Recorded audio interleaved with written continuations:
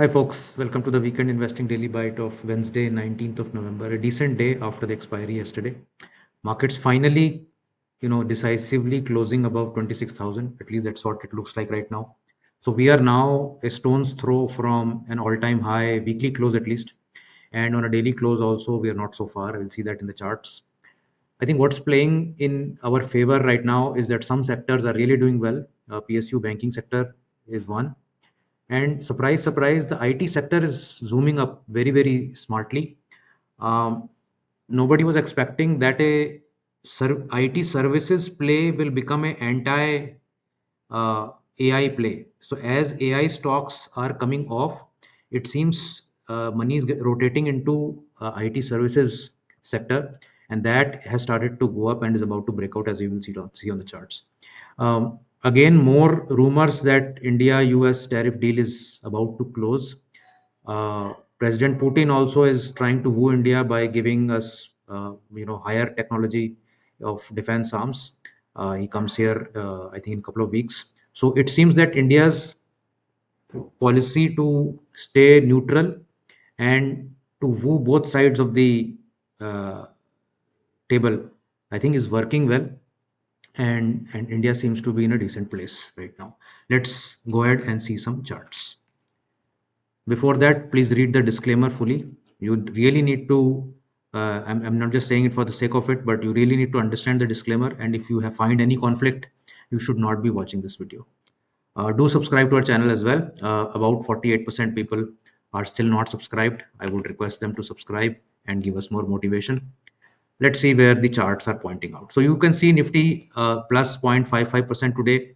We are pretty much at the highest point recently, and the last year's high is also not so far off. On the weekly chart, we are probably the second time that we have crossed 26,000.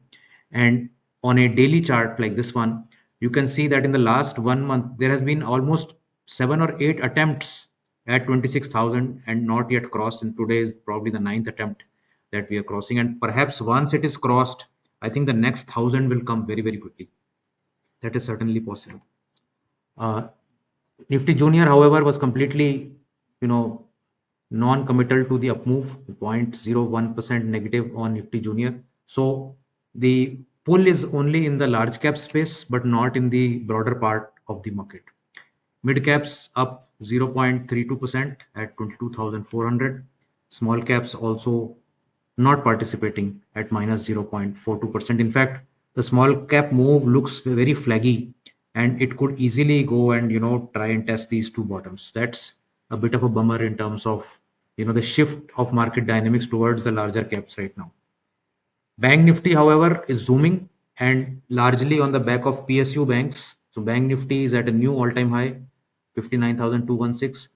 The uh, the Bank Nifty normally leads the market, as I've always said in the past as well, so either upwards or downwards. So whenever Bank Nifty is in play and trending, the market usually takes that path. So that is why there is somewhat more confidence that I have that since Bank Nifty is leading to new highs, Nifty also may lead to new highs, even if the broader part of the market does not participate soon. Gold has again taken a support at the same average and moved up. It does not seem weak at all to me. I think above this 2 day high, we will see some very rapid action upwards. It is possible, just like we saw here. And while people have dismissed gold as having topped out, I think people are going to get very, very surprised very soon. 1.21% on gold. And just look at silver, 2.55% up again. And it may just make a cup and handle pattern and just surprise everybody in the coming times. Advance decline ratio, although not so much in favor of advances, but the advances were gaining through the day. So that is a silver lining for the day, and the declines were reducing through the day. IT stocks really shining out. Infosys 3.68%, HCL Tech, TCS, Wipro all doing well. Hindustan Lever doing well on news of some demerger, and State Bank of India, Kotak Bank, ICICI Bank also doing well. ITC, Maruti, Coal India, Adani Ports, Bajaj Finance losing some ground. In the Nifty Next 50 space, you had LTIM and Naukri do well. PNB, Bank of Baroda, so PSU banks, Motherson Sumi are doing well. Then you had some stocks losing ground. Havells, CG Power, Siemens in the capital goods space, United Spirits, JSW Steel, Adani and Sol, Chola Finance, DLF. Multiple stocks lost ground today as well. Mover of the day segment, JP Power has surged 15% as Adani Jayaprakash Associated Limited deal gets through. So Jayaprakash Associate is in a situation of restructuring, and Adani seems to be getting its bids right for the company, and JP Power holds some very good assets that Adani would like to get, and that seems to have powered this 15% move just in one session. Sectoral trends, as I mentioned, Nifty IT almost 3% up. Remarkable move in Nifty IT. You can see over the last 1 year, Nifty IT is still down 11%. So amazing kind of move today. Perhaps a reversal of the shorter term, let's say 3 months also, it has only made 6.5% gains. So shorter term move upwards. PSU banks second at 1.16%. Capital markets also doing well, 1.12% despite the new entrant going to the lower circuits. We'll talk about that. Services sector up 0.83%, banking as a whole up 0.5%, and some other small gains and small losses.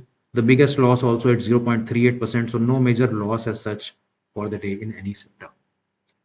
In the IT space, you can see we have been playing this range since a while, and today we are closed at the top end of the range. So very, very potential breakout is there uh, possible. HCL Tech, Persistent, Coforge, LTI, Mindtree, and Infosys have done well in today's session. US markets in the previous session, again negative for the second day. You can see in the last 1 month, US markets have not made any gains, -1% on NASDAQ 100. Last 3 months, of course, they have good gains, 3 months, 6 months, and 12 months still in gain period. But last day was minus 0.8% on S&P, 1% on Dow Jones, 1.2% down on NASDAQ, and Russell gaining slightly higher on 18th of November.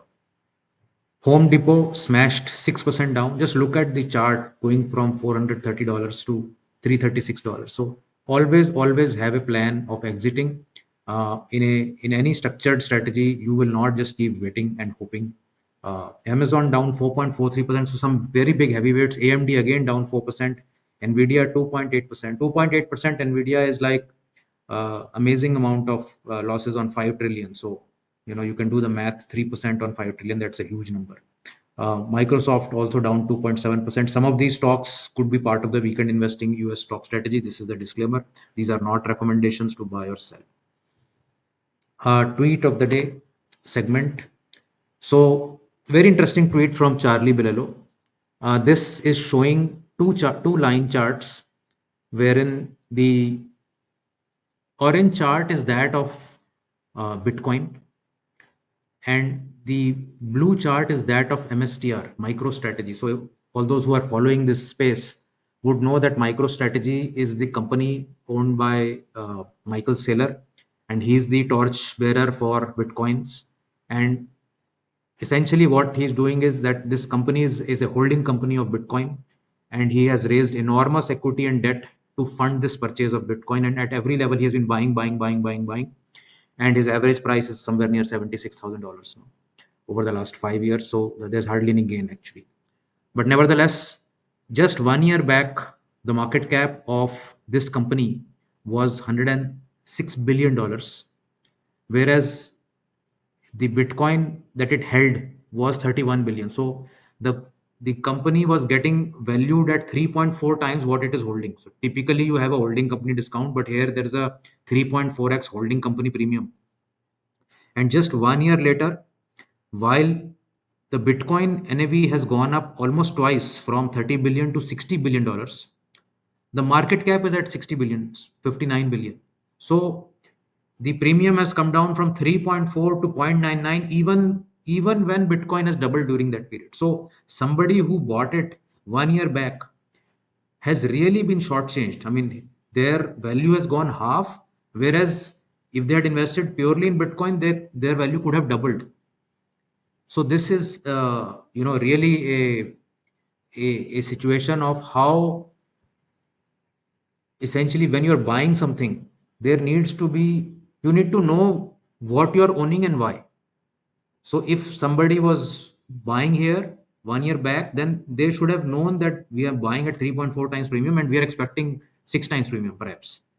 And the same is happening in a lot of even ETFs for that matter. A lot of ETFs are trading at a premium right now, and you can buy that ETF, and tomorrow, if that premium goes away, even though the underlying market has moved up, you are still at a loss.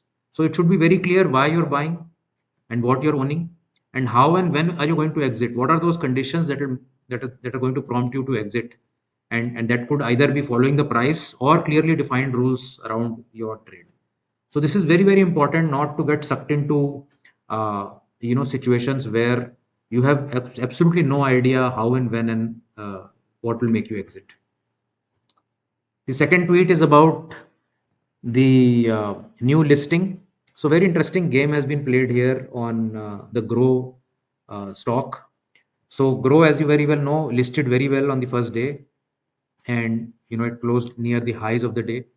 And the next day also, there was a massive jump up uh, uh, in the stock price, and the third day and fourth day. So what is happening here, at 100 rupees itself, people were saying, it is nearly 50,000 crores worth of market cap, and the entire BSC is worth like 90 or 1 lakh crores. So what is happening here? So it seems that some operators or concentrated parties decided to play a game here and boost up this stock in such a way that short sellers got trapped on day one and day two as well. Uh, and once you are trapped in a short sell, either you deliver the stock, because if you are not able to cover your shorts during that day, then you either deliver the delivery, which is not available. I mean, you can't borrow the stock. This is virtually a new stock in the market. You'll not be able to borrow it. So the exchange basically to redeem the buyers of that trade. So let's say somebody bought here at 150 and somebody sold at 150, right? And they were not able to square off their position. Now when the T+1 delivery mechanism kicks in, the seller is supposed to deliver, the buyer is supposed to pay and get the delivery. Now the seller is not able to give the delivery because he was short selling. So now the buyer cannot be held responsible for that. So the exchange will hold an auction, and it typically holds an auction 2 days after the settlement, that we are buying from the open market at whatever price. So now when the market knows that there are 3 million shares to be bought in the auction, the market basically bids up the price. The same interested operators will bid up the price because they know that the market, if they buy here at 150, 160, the auction is going to happen at 170, 180, 190. And auction typically happens when there's such a extreme delivery position short at maybe like 20% higher. And that's exactly what has happened here. The short sellers have basically gotten completely, their shorts have been taken away, and literally, and as soon as this event is over, this event of auction is over, there are enough sellers now, and there are no buyers anymore. So now it will come back to wherever it is. It will find equilibrium, and basically it's a very great sort of a learning episode, that don't get sucked into a rising IPO immediately after its listing. Let it settle. What is the hurry? If this company has to do well over the next 10 years, what is the rush to buy it right now? Let it settle down. And this is exactly what has happened. I think perhaps it will come down and cover these gaps. Let's hope it will come to some stable price very soon. But important lesson to be learned for all new investors, especially. Today in the deep dive episode, we will be looking at, is investing bigger or more important than your job? What is the truth that we will reveal? We'll do a lot of data crunching and scenario building of the past history. And if you like this content, do like and share this video, and certainly do subscribe to our channel. And I'll see you in the next video. Bye.